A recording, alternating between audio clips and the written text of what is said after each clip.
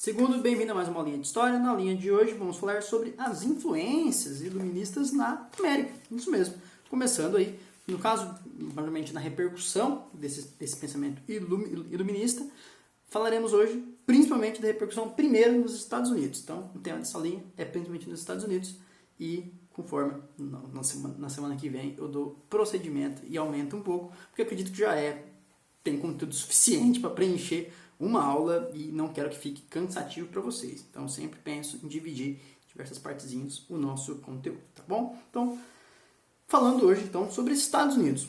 Bom, gente, Estados Unidos é bem importante esse processo deles de rompimento com a metrópole inglesa, né? Com a metrópole Inglaterra, principalmente porque foi a primeira. Então, serviu de referência em algum momento aí para as colônias espanholas e até mesmo aqui no Brasil, de movimentos que nós já estudamos aí, que foram influenciados pelo rompimento pela primeira vez, né, uma colônia se romper de vez e se declarar independente, da sua metrópole. Mas para isso, a gente tem que entender o processo, né, como nós vamos estar vendo nessa parte da nossa disciplina, tem cada colônia, cada lugar tem seu processo, seu contexto histórico, sua formação, a sua sociedade e etc. Ok, pessoal? Então, começando pelos States. Bom, existiam 13 colônias.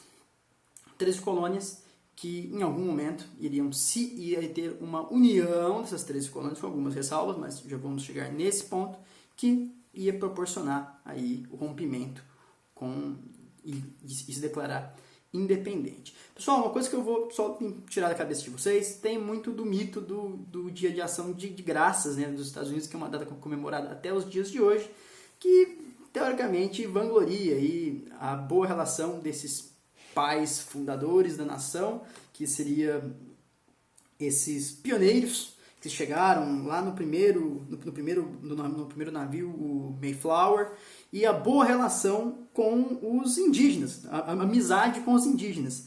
Por mais que esse dia tenha celebrado até hoje, nós imaginamos e sabemos pela relação dos nativos de diversos outros países também com esses imigrantes que chegaram, não era uma relação muito boa. Então, infelizmente, é uma história aí marcada com muito sangue, infelizmente. Então, o Dia de Ação de Graças, mas que é comemorado, tem essas ressalvas aí que a gente tem que analisar historicamente, que não foi feito só de alegrias e harmonia na relação dos povos indígenas e desses imigrantes, ok? Continuando, pessoal. Bom, o grande diferencial das 13 colônias inglesas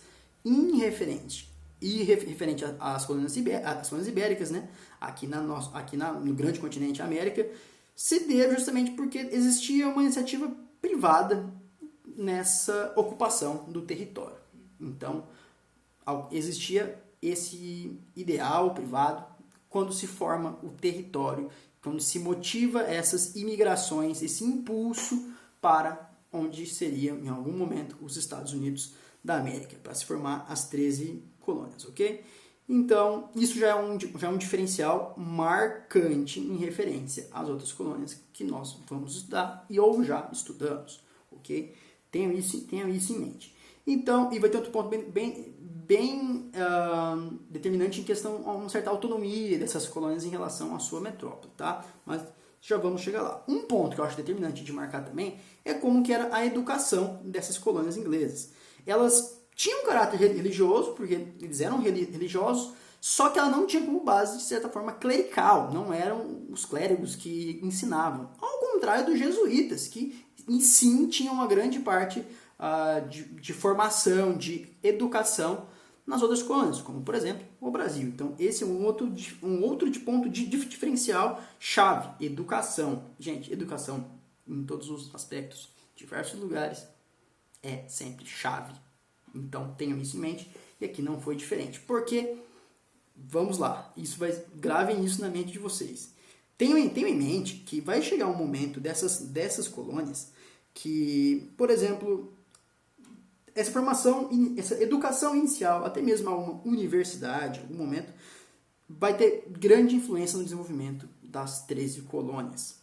Então, esse avanço da educação desses imigrantes é determinante, até mesmo em comparação com a Inglaterra. Então, obviamente, existem taxas variáveis dessa educação, do analfabetismo, que, em geral, homens brancos ricos que eram majoritariamente alfabetizados, mas a educação formal nas colônias superava, isso é um detalhe bem interessante, não só as colônias ibéricas, mas até mesmo da Inglaterra da mesma época. Você tem noção de que a educação de uma colônia superar até mesmo de uma metrópole? Então, essa diversidade de crença e até mesmo a forma desses imigrantes que chegaram aqui para fundar as 13 colônias, que seriam os Estados Unidos, essas diversas representações, inclusive do protestantismo, vai contribuir para que tenha um pensamento autônomo nessas colônias. Então, aí a gente vai chegar num outro ponto econômico, que é um outro diferencial muito grande das 13 colônias que iam se tornar os Estados Unidos. Se tornar feio, né? Que um dia seriam os Estados Unidos da América em referência às demais colônias. Por exemplo, geralmente as colônias eram divididas em região sul e norte. Tenho isso em mente. Até lá, quando vai ter a guerra de secessão, vai ter uma guerra civil nos Estados Unidos muito, muito grave, também vai estar dividido em norte e sul. Mas vamos pensar na harmonia desses dois setores dessas duas colônias. O clima delas vai ser um pouquinho diferente, então, principalmente no norte, que o clima dificilmente poderia produzir mercadorias para o comércio exterior. Com isso, se você não consegue produzir mercadoria para o comércio exterior, onde você investe? No mercado interno. Então tinha um mercado interno rodando muito forte ali, e autônomo e tudo mais, e roda muito forte ali. Em compensação, o sul, que já tinha um clima um pouco mais quente, vai ter diversos produtos tropicais.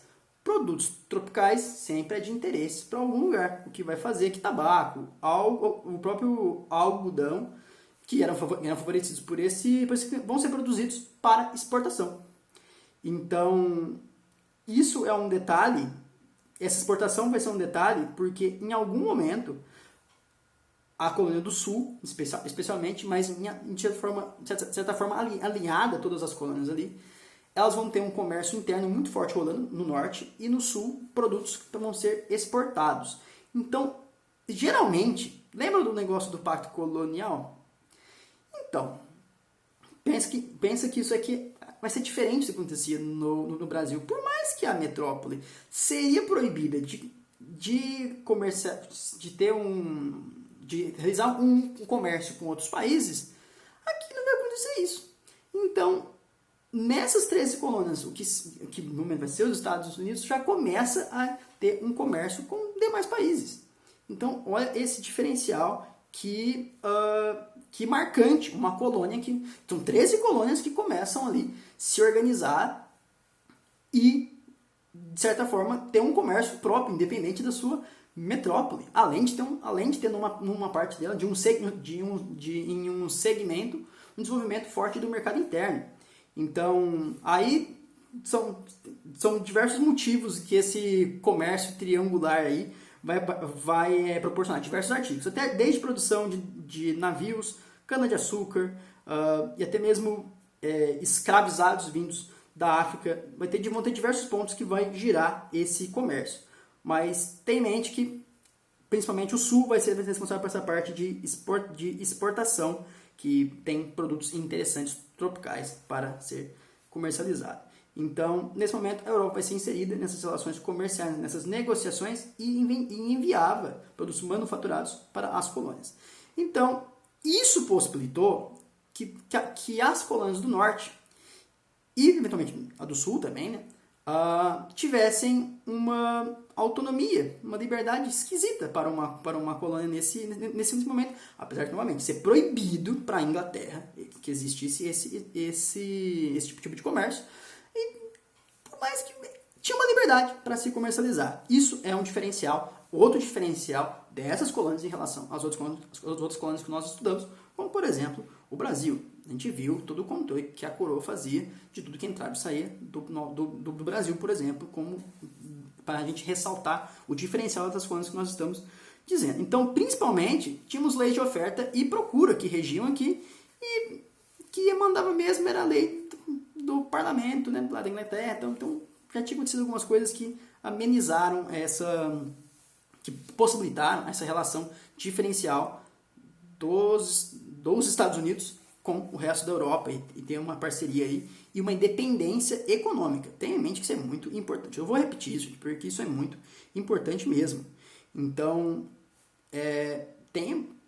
temos uma autonomia de educação, porque esse pessoal tem uma educação elevada. Temos um diferencial da iniciativa privada ter financiado essas imigrações. Temos agora o diferencial econômico, existiu uma independência econômica, então, obviamente, era uma questão de tempo para as 13 colônias pensarem que eles não precisavam mais da metrópole. Entenderam onde a gente vai chegar? Pois é. Então, gradativamente, essa sociedade foi se consolidando, se organizando, rapidamente constituindo práticas próprias e, principalmente, autonomia em relação à metrópole. Tenha em mente isso. Pessoal, vou dar só uma pausezinha aqui para não ficar tão grande essa parte. Então, até já na próxima parte, ok? Então, até já.